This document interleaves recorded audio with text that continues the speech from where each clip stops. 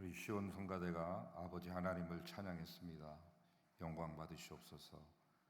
또 이 찬양의 대열에서 물러서지 않는 우리 대원들 되게 하시고 목숨이 다하는 순간까지, 호흡이 멈추는 그 순간까지 주님을 찬양하게 하소서. 이 자리에 함께한 모든 성도들 주님을 찬양하기 위해 나왔으며 이 시간에는 겸손히 말씀에 머리를 조아리오니 말씀하시옵소서.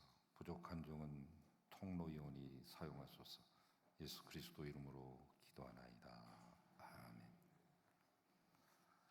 우리는 세상을 살아가는 동안에 수없이 많은 맹세를 하고 살아갑니다. 제가 어렸을 때 3학년이 되는 이 겨울 방학을 얼마 앞두지 않는 때 1968년 12월로 기억합니다마는 국민교육헌장이 나왔어요.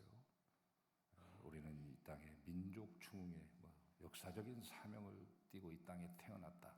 393자를 외워야만 집에 보냈습니다. 못 외우는 학생들은 선생님에게 호되게 혼나고 또 매를 맞아가면서까지 외웠습니다. 그것도 일종의 국가에 대한 맹세죠.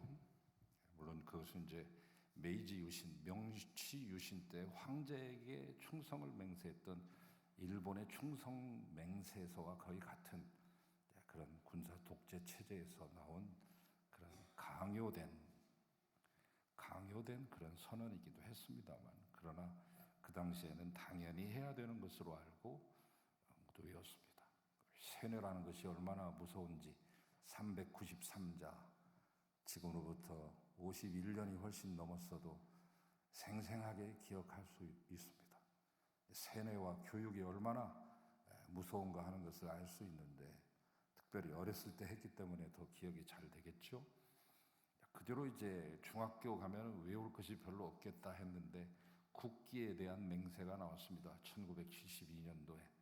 그래서 항상 애국가를 제창하기 전에 또 국기에 대한 경례를 할 때 늘 되뇌이고 때로는 방송으로 나는 자랑스러운 태극에 앞게 조국과 민족의 무궁한 영광을 위하여 몸과 마음을 바쳐 충성을 다할 것을 굳게 다짐합니다. 이렇게 말하곤 했습니다. 그걸로 끝난 줄 알았더니 군대를 가보니까 이제 논산훈련소에서부터 외우는 것 투성입니다. 모두 암송해야 됩니다. 군대 어떤 총의 재원이나 자원이나 이런 것들을 외우기 전에 군인의 길, 군인의 수칙에 대해서 외우기 시작했습니다. 나는 자랑스러운 대한민국의 군인이다. 첫째, 하나, 나는 나의 길은 충성에 있다. 이렇게 말하면서 여섯째까지 해서 서론까지 합해서 7개 항목을 반드시 외워야만 그날 잠을 재워주던 그런 시절도 있었습니다. 여러분, 우리가 아침 조회 때마다 운동장에 모여서 국민교육원장을 암송하고 국기에 대한 맹세를 하며 다짐했던 그 모든 것들은 맹세입니다. 법정에 가면 선서를 하는 것 맹세입니다. 결혼식에서 검은 머리 팥불이 되도록 사랑하겠느뇨? 네 라고 말하는 것 맹세입니다. 한번 맹세한 것 천국 갈 때까지 지켜가면 얼마나 좋겠습니까? 그러나 현실은 맹세가 잘 지켜지지 않는다는 데 큰 문제가 있습니다. 그래서 사람들은 녹취를 합니다. 또 공증을 하기도 합니다. 소유권 등기를 하는 등 이 맹세한 것을 보존하라고 하는 노력을 끊임없이 해왔습니다. 맹세 잘 못 믿겠다 이거죠. 어느 시대를 막론하고 계약과 약속은 반드시 존재했습니다. 이것은 사회 질서를 유지하기 위해서 반드시 필요한 것이었기 때문이죠. 이런 맹세는 그런데 성경 곳곳에서도 발견되고 있습니다. 먼저 구약에서 성경의 인물들은 어떠한 맹세를 했으며 구약에 나타난 하나님은 맹세에 대해서 어떤 입장을 취하고 계시는지 우리가 알 필요가 있습니다. 구약에서는 맹세를 적극 권장하는 형태로 등장하죠. 여호와께서 원하면 이행하는 것을 더디하지 말거라. 또 여호와께서 그것을 요구하시고 만약에 더디다면 죄가 될 것이야. 신명기 23장에 나와 있는 말씀이죠.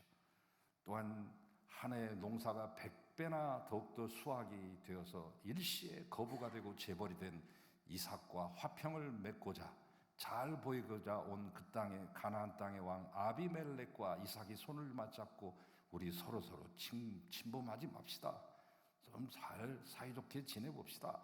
라고 하며 서로 맹세를 하기도 합니다. 그런가 하면 레위기 19장에 보면 너희는 내 이름으로 거짓 맹세함으로 내 하나님의 이름을 욕되게 하지 말지니라. 나는 여호와니라. 이렇게 맹세에 대한 말씀을 적극 권장하시기도 하고 때로는 하나님이 나 여호와의 이름으로 맹세하노니 당신이 직접 당신의 이름을 걸고 맹세까지 하시기도 하죠. 이와같이 볼 때 맹세는 우리 인간의 삶에 있어서 중요한 삶의 약속이자 질서요, 기본이요, 바탕이 됩니다. 실험을 해봤습니다. 울타리가 있는 운동장과 울타리가 없는 운동장을 만들어 놓고 그 안에 공을 던져주면서 아이들 놀게 했습니다. 먼저 울타리가 없는 운동장은 광경은 어떠했을까요? 아이들은 가운데서만 꼬물꼬물 놀았습니다. 그 밖에를 사용하지 못했습니다. 운동장 전체를 사용하지 못했습니다. 자유가 없습니다. 쭈뼛쭈뼛합니다. 그러나 울타리를 만들어 놓은 그곳에서 뛰어노는 아이들은 운동장 전체를 활용하고 자유분방하게 이리 뛰고 저리 뛰면서 돌아다닙니다. 그렇습니다. 맹세나 약속이라고 하는 것은 최소한 사회 기초와 질서와 안녕과 평안을 유지하게 하기 위한 우리의 삶에 있어서의 울타리라고 볼 때 필요 불가분의 조건이라고도 말할 수 있겠죠. 그래서 사람들은 분쟁이 있을 때마다 맹세를 서로 함으로 그 분쟁을 일시적으로 가라앉히기도 하고 또 서로 신뢰하도록 하기도 했습니다. 맹세는 맹세하는 사람이 정직하다는 것, 거짓되지 않다는 것, 약속을 반드시 지킨다는 것을 나타내는 하나의 방편이었던 것이죠. 그래서 구약시대에는 그 맹세는 반드시 하나님의 이름으로 했습니다. 왜? 그분이 제일 크신 분이요. 왜? 그분이 정직하신 분이며 왜? 그분이 성실하시고 진실하신 분이요. 왜? 그분이 약속을 변개치 아니하신 분이요 시건치 아니하신 분이요. 왜? 그분이 어제나 오늘이나 영원토록 변함이 없고 동일하신 분이기 때문에 구약에서는 주로 맹세를 많이 했고 권장하는 형태로 나타납니다. 신약에 가서는 그 입장이 바뀌어지고 있습니다. 특별히 오늘 예수님께서 산상수훈 가운데서 하셨던 말씀 가운데 하나인데 예수님의 말씀은 맹세 자체를 금하고 있잖아요. 맹세 아예 하지 마라. 니들 하는 거 보니까 안 되겠다. 맹세하지 마라. 야고보, 예수님의 동생인 야고보가 쓴 게 야고보서거든요. 사도 야고보는 이미 톱으로서 켬을 당해가지고 헤롯에게 죽었습니다. 헤롯 아그리파 1세에게 죽었기 때문에 사도 야고보는 야고보서를 쓴 적이 없습니다. 예수님의 친동생인 야고보가 쓴 책이 야고보서예요. 예수님의 친동생인 유다가 쓴 책이 유다서입니다. 야고보는 이런 말을 했죠. 하늘로나 땅으로나 다른 아무 것으로도 맹세하지 말고 맹세보다는 사실대로 말해서 정죄를 면하거라. 자, 베드로의 이야기를 하겠습니다. 제가 수요 성서연구 때 베드로 성서 인물 12번에 걸쳐서 이 12꼭지로 여러분에게 말씀드리고 지난주에 책을 띄었습니다. 책거리 해서 정리해드렸습니다만 베드로의 어떤 장면으로 돌아갈까요? 예수님이 야, 나 얼마 안 있으면 예루살렘 가서 죽을 것 같아. 아니 죽는다. 순한 예언을 3번 얘기했습니다. 갈릴리 호숫가에서 떠나가지고 예루살렘으로 향하는 그 길목에서 출발할 때 말했고 중간에도 말씀하셨으며 그리고 예루살렘이 거의 다가왔을 때까지도 그 순환의 예고를 멈추지 아니하고 무려 3번을 얘기했어도 말귀를 못 알아들었고 제자들은 길가에서 누가 더 크냐 멱살잡이하고 또는 심지어 치맛바람마저 일으켜가지고 주께서 왕에 등극하시거든 내 자식들을 하나는 좌의정에 하나는 우의정에 앉히소서 했던 치맛바람까지 등장하는 그 목불인견의 상황이 발생했습니다.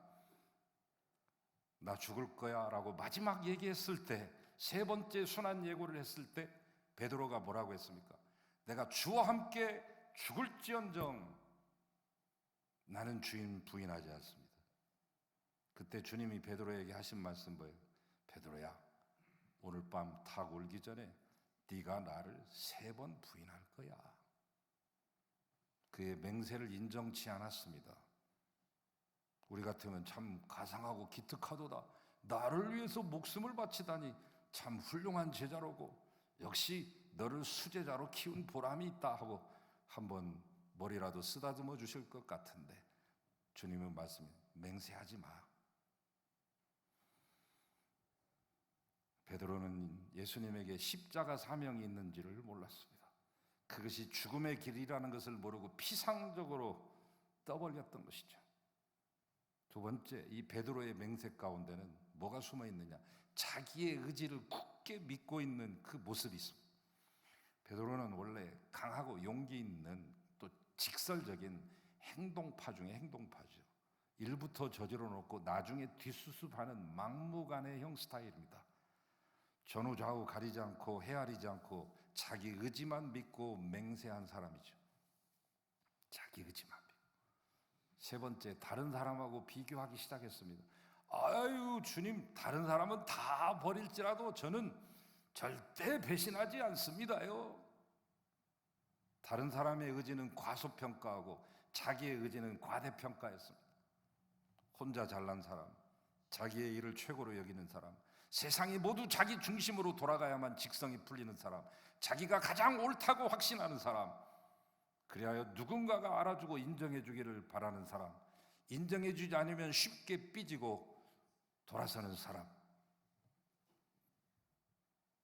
컴플렉스가 많은 사람이지. 무적하고 못난 사람입니다.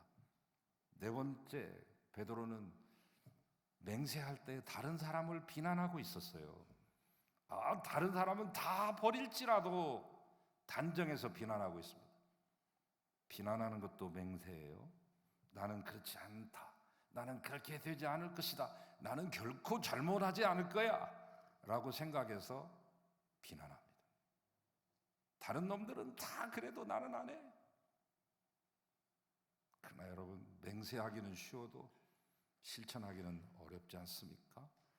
우리는 많이 알고는 있어도 몸이 따라주지 못하는 약점을 보유하고 있지 않습니까? 그리고 한 번 실천하기는 쉬워도 지속적으로 하는 것은 매우 어렵지 않습니까? 자, 그러면 우리는 본문을 읽으면서 궁금해지는데, 구약에서는 하나님의 이름으로 실컷 맹세하라고 하고 하나님 당신도 자기의 이름을 걸고 맹세까지 하시면서 그것이 관계와 질서를 유지하는 중요한 수단이라고 강조하시면서 왜 신약에 와서는 예수님은 도무지 맹세하지 마라 이렇게 딱 잘라서 말했을까요? 맹세가 잘 지켜질 때는 매우 필요한 것입니다. 신뢰의 수단과 방법이요, 사회의 질서가 유지되며 인간관계가 원활하게 형성되는 등 긍정적인 기능을 지니고 있습니다. 순기능이죠. 그런데 예수님 당시의 사람들은 이런 맹세를 나쁘게 이용하기 시작했습니다. 역기능이 발생한 것이죠. 성전 예배에 와서는 거룩한 하나님의 백성처럼 행동하고 말하지만 현장 생활로 돌아가면 위선과 거짓된 모습으로 살았습니다. 일단은 맹세하면 사람들이 믿어주니까 맹세를 할 때마다 실제보다 더 부풀려서 과장해서 맹세함으로 사람들을 현혹시키고 속고 속이는 삶의 현장이 예수님 당시 1세기의 유대 사회였습니다. 그래서 예수님께서 강조하시는 것은 유대인들이 지금까지 범해온, 아니 지금도 범하고 있는 습관적이고 진실되지 못한 위선적인 맹세를 단호히 거부하라는 명령, 아예 하지 말라고 하는 귀한 명령을 주고 계시죠. 우리 한국에는 유독 이 맹세하는 말들이 다채롭습니다. 내 손에 장을 지질 거야. 얼마 전 자기 손에 장 지기겠다고 한 국회의원 아직도 장 안 지지고 돌아다니고 있어요. 장 지지는 게 뭔지도 모르면서 장, 손바닥 장자 아닙니까? 펄펄 끓는 장국 간장을 끓이려면 펄펄 끓이잖아요. 100도씨 이상으로 끓이게 되는데 거기다가 자기 손 집어넣는다는 뜻도 되고 손바닥이기 때문에 손에 장을 지진다는 말은 이중적인 표현이기 때문에 맞는 말은 아니죠. 어법상 서울 역전하고 똑같은 말입니다. 그냥 장을 지진다 하는 말이 맞습니다. 또 한편으로 장을 지진다는 말은 다리미 같은 것을 가지고 내 손바닥을 갖다가 누르면서 지진다는 얘기가 됩니다. 그러나 국어학자들과 역사학자들과 모든 사람들이 연구한 결과, 종합적인 결과는 뭐냐면 장을 지진다는 말은 손바닥을 이렇게 오므려서 물 같은 것을 받아낼 수 있게끔 오므린 다음에 그 안에다가 펄펄 끓는 장국을 갖다가 들이붓는, 완전히 장이 졸여질 정도로까지 그 높이, 그 높은 온도에 있는 그 장국을 손에다가 쥐고 있는, 그것이 바로 장지진다는 것이다 라고 요즘 최근에 언어학자들과 역사학자들이 도출한 결과입니다. 어찌됐건 장지진 사람 한 번도 못 봤습니다. 내 눈에 흙이 들어가도, 내 몸에 칼이 들어올지라도 교회에서도 뼈를 묻는다느니, 내 생명과 물질을 전부 다 바친다느니 과장된 말을 자주 합니다. 제일 맹세 많이 하고 제일 맹세 안 지키는 것은 정치인들이죠. 공약, 공공의 약속으로 내걸어 놓고 마지막 끝날 때는 공약, 빌공짜 공으로 끝납니다. 청문회 할 때 선서를 다 합니다만, 지난번에 온로비 사건에서도 또 그 처참함을 우리는 목도했습니다만, 하나님 믿는 직분 가진 직분자들이 선서하고 서로가 엇갈린 말을 하고 있으니 둘 중에 하나는 거짓말하고 있는 것 아닙니까? 나는 한 푼도 받지 않았다고 하는 그 말은 곧 많이 받았다는 말이고, 그 사람을 한 번도 본 적이 없다는 말은 골프 치고 2차까지 술 먹으러 갔다는 얘기입니다. 여러분, 그렇게 바꿔 들어야만 맞는 시절이 되었습니다. 군대에서 쓰는 용어들이 우리 일상생활에도 많이 쓰이고, 교회에서도 과격한 군대식 용어들이 많이 쓰이고, 기도 시간에도 애용되고, 맹세할 때도 그렇게 합니다.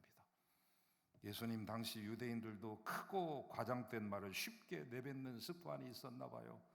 그것에 대해서 예수님은 그와 같은 맹세가 잘못된 것이라고 지적하시며, 아예 맹세하지 마라, 도무지 맹세하지 마라, 그러면서 4가지를 들었습니다. 너희들 하늘로도 맹세하지 마. 왜? 거기는 하나님의 보좌야. 하나님을 이용하고 헛되고 거짓된 맹세하지 말라는 거지. 지금도 잊혀지지 않는, 죄 내리 속에서 사라지지 않는, 쉽게 사라질 수 없는 사건 하나가 있으니 1986년도 6월에 있었던 부천경찰서 성고문 사건입니다. 성고문이란 성적 수치심을 이용해서 신체와 정신에 고통을 가하는 것이죠. 직접 여성의 성기에 고통을 강함으로 이루 말할 수 없는 수치를 유발했던 사건이죠. 학생 운동하는 여학생을 잡아와 신문하는 과정에 이 성고문을 했다는 거 아닙니까? 그 혐의를 받은 경찰관은 뭐라고 말했습니까? 아니, 내가 교회의 집사인데 어찌 그런 일을 할 수 있단 말입니까? 나는 그런 일이 없습니다요. 자신의 혐의를 부인하기 위해 그리스도인, 기독교, 더 하나님의 이름을 사용한 것이죠. 나중에 그 경찰관은 성고문한 사실이 사실로 인정되어 징역 5년과 자격정지 3년을 받죠. 결국 자신의 진실을 입증하기 위해서가 아니라 자기의 거짓을 감추기 위해서 하나님의 이름을 사용한 것이죠. 나중에 이 사람 이름은 제가 말하겠습니다. 피해자 이름은 권모 씨지만 이분의 이름은 제가 말하겠습니다. 문규동 씨. 나중에 경찰에서 나와서 군소교단에 가가지고 며칠 만에 목사 돼가지고 와서 교회를 개척해서 목회하는데 설교 도중에 이런 말을 했습니다. 여러분, 고문은 예술이었습니다. 이 사실이 교단에 알려지면서 목사직에서 파면되죠. 파직되었습니다. 여러분, 이와 같은 하나님의 이름을 망령되이 일컫는 이런 비참한 행위가 비단 33년 전에만 일어난 것이 아니라 2019년 이 대한민국 이 땅에 광장에서도 이루어지고 있습니다. 광장에 종교 지도자여 집회를 인도하는 한 사람이 물론 이제 자기의 입장을 말하는 건 다 할 수 있어요. 정부를 반대할 수도 있고 지지할 수도 있습니다. 다 중요한 것입니다. 그러나 넘지 말아야 될 선을 넘었어요. 하나님 내가 꽉 잡고 있어. 하나님 까불지 마. 하나님 까불면 나한테 죽어.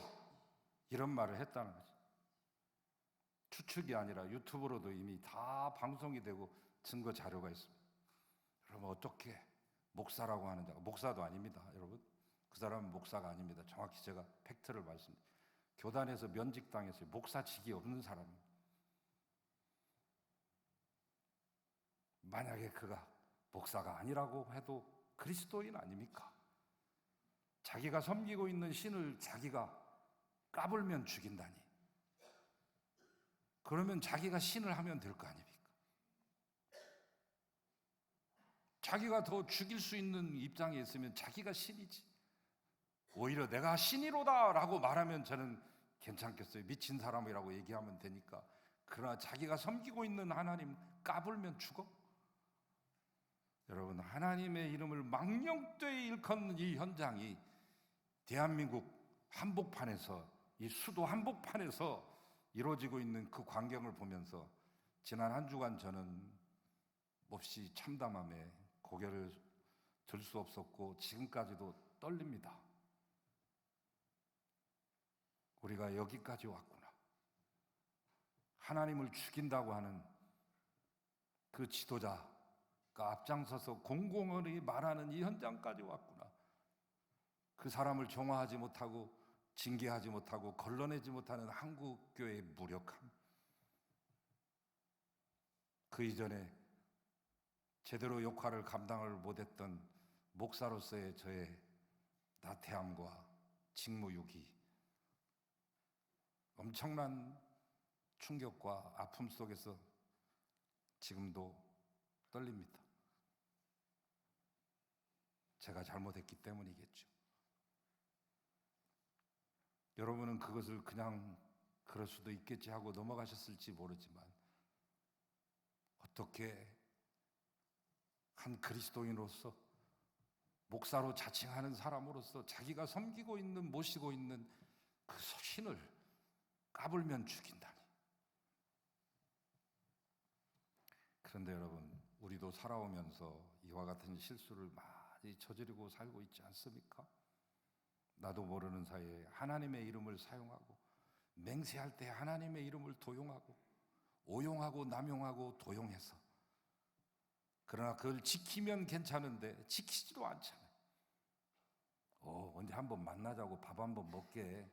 그 말은 안 만난다는 얘기입니다. 내가 너를 위해 기도하고 있어. 집에 가서 단 한 번도 기도하지 않으면서 내가 많이 기도해 줄게. 기도했습니까? 적어도 그리스도인으로서 하나님의 이름을 걸고 하는 것인데 1분이라도 기도해 줘야 될 거 아니에요. 기도한다고 했으면 우리는 이와 같은 거짓을 밥 먹듯이 하면서 양심의 가책도 없고 두렵고 떨림도 없습니다. 정말로 여러분 영적인 위기입니다, 여러분. 그리고 땅으로도 하지 말라고 하셨죠? 왜? 하나님의 발등상이니까. 하늘은 하나님의 보좌로 앉아 계신 곳이고 땅은 하나님이 발을 딛고 계시는 하나님의 발등상이고, 즉 통치하고 계시고, 그렇기 때문에 땅도 안 돼. 땅도 맹세의 대상이 아니야. 세 번째, 예루살렘으로도 하지 말거라. 왜? 큰 임금이 거하고 있는 성이다. 예루살렘은 하나님의 성전이 있는 곳으로서 유대인의 마음의 고향이요 정신적인 지주요 영적인 귀한 센터가 되는 이곳이 하나님이 거룩한 곳이 있기 때문에 함부로 맹세하지도 말아라 그랬습니다. 마지막으로 네 신체 가지고도 하지 말아라. 깝죽대지 말고 머리카락으로 하지 마. 우리 신체 가운데 손발보다 그냥 하찮게 생각할 수 있는 머리카락 한 올, 그것 가지고도 하지 마. 왜? 너희는 그 머리카락의 주인공이 아니고 주인이 아니며 창조자가 아니며 조성자도 아니다. 이 머리카락 한 터럭을 가지고도 희게도 할 수도 없고 검게도 할 수 없으니 머리카락 가지고조차도 하지 말거라. 단호하죠. 성경 이후에 가장 오래된 그리고 권위 있는 구전법의 수록집이라고 알려진 미슈나가 있습니다. 제가 나중에 시간이 되면 주일 예배의 단점은 자세하게 말씀드릴 수 없다는 거예요. 그래서 모자란 것은 제가 성서 인물을 통해서 인물이나 질이나 기구나 그리고 성전이나 그리고 성구나 또는 동물이나 여러 가지 것들을 여러분에게 다 소개해드리고 있습니다. 제가 할 수 있는 한 모든 것들을 제공하면서 여러분에게 소개해드리고 있는데 기회가 되면 탈무드, 토라, 미슈나, 게마라, 학가다, 할라카, 또 미드라시, 또 심지어는 카발라까지 제가 쭉 한번 정리해서 말씀드릴게요. 그때 가서 말씀드리고 약속하고, 미슈나라고 하는 것은 랍비들의 교훈집입니다. 랍비들이 계속해서 가르치고 연구한 겁니다. 토라의 내용들을 사람이 실천할 수 있도록 가르치는 것이 목적이었습니다. 세부 사항을 만들었습니다. 그래서 대개 6대 큰 타이틀로 하고 그 6대 타이틀에서 63개를 끄집어내서 소항목으로 만들어서 각기 생활 속에서 어떻게 살아야 되는가 하는 것을 세부 규정집으로 만들어 놓고 있는 것이 미슈나입니다. 그 미슈나 가운데 맹세를 연구한 부분이 있어요. 맹세 부분. 그들은 이렇게 말했습니다. 예루살렘으로, 영어로 말하면 by죠. 예루살렘으로 맹세하는 맹세는 효력이 없고, 예루살렘을 향하여 맹세하는 것은 효력이 있다, 구속력이 있다 말했습니다. 이게 뭔 말입니까? 막걸리입니까? 말장난도 아니고 어처구니 없는 거죠. 한 교회가 갈라졌습니다. 갈라진 원인은 피아노를 왼쪽에 놓자고 하는 파와 오른쪽에 놓자고 하는 파로 갈라져서 결국은 합의점을 찾지 못하고 두 교회가 갈라서야만 했다는 비극적인 픽션이 아닌 팩트, 사실입니다. 어처구니 없는 거 아닙니까? 예루살렘으로 맹세하면 어떻고 예루살렘을 향하여 맹세하면 어떻습니까? 이처럼 맹세가 이 지경까지 오게 되니까 예수님이 말하지 않을 수 없었던 거죠. 남용되고 오용되고 헛맹세, 거짓맹세, 맹세 아닌 맹세, 맹세 같지 않는 맹세들이 오히려 하나님을 욕되게 하고 있었습니다. 그리고 맹세와 관계된 사람들에게 나쁜 영향을 끼치게 되므로 주님은 맹세를 금하십니다. 그리고 이렇게 대안으로 말씀했습니다. 오직 그렇다와 아니다로 말하거라. 크리스찬의 삶이라고 하는 것은 맹세를 남발하고 도용하고 오용하는, 그것이 크리스찬의 삶이 아니라 오직 예할 때는 예하고 아니로 할 때는 아니요 하는 삶입니다. 많은 사람들이 다 예했어도 아니요 할 수 있는 용기와, 많은 사람들이 다 그렇다고 말할 때도 틀리다고 생각되면 아니요라고 말할 수 있는 이 두 가지의 삶밖에는 없습니다. 우리 교단에 또 우리 교단의 신학적인 또 영적인 근거가 되고 지주가 되는 김재준 목사님은 이 삶을 살았죠. 이해할 때 이해하고 아니요 할 때 아니요. 그분의 삶의 기준은 오직 이것밖에 없었습니다. 우리는 바로 그 전통을 잇고 있는 교단이요, 그 중에서도 우리 송암교회가 그 전통을 이어왔고 이어가야 합니다. 여러분, 하나님의 말씀은 맹세가 필요 없습니다. 왜? 정직하고 올바른 원칙이 이미 다 서 있기 때문에 그대로 하느냐 안 하느냐만 남아 있습니다. 말씀에 대한 예와 아니오만이 필요한 것입니다. 맹세가 필요하다는 것은 그만큼 삶이 진지하지 못하다는 뜻입니다. 맹세를 해야만 다른 사람이 나를 믿어줄 수 있다면 나는 불신받고 있다는 증거일 뿐입니다. 몸으로 보이십시오. 행위로 보이십시오. 그리스도인은 맹세 아닌 맹세, 맹세 같지 않는 맹세나 하고 사는 자가 아닙니다. 그리스도인은 오직 그렇다와 아니다 말하는 것으로도 충분합니다. 여러분의 인생이 꼭 맹세를 해야만 사람들이 밀어준 그런 인생 되지 마시고 그렇다와 아니다라고 말하고 행동하는 것을 모두 충분한 그렇게 멋진 복된 삶의 주인공들이 되시기를 주의 이름으로 축원합니다. 주님 감사합니다. 오직 이해할 것은 이해하게 하시고 아니요 할 것은 아니요 할 수 있는 지혜와 판단력과 실행력과 용기를 더하여 주소서. 그리하여 하나님의 나라를 이 땅에 온전히 세워가게 하시고 하나님의 교회가 욕먹지 않게 하시며 하나님의 이름을 모독하는 일이 발생하지 않도록 우리를 세상에 다시금 파송하시옵소서. 가게 싸우니 보내시옵소서. 예수님 이름으로 기도합니다. 아멘.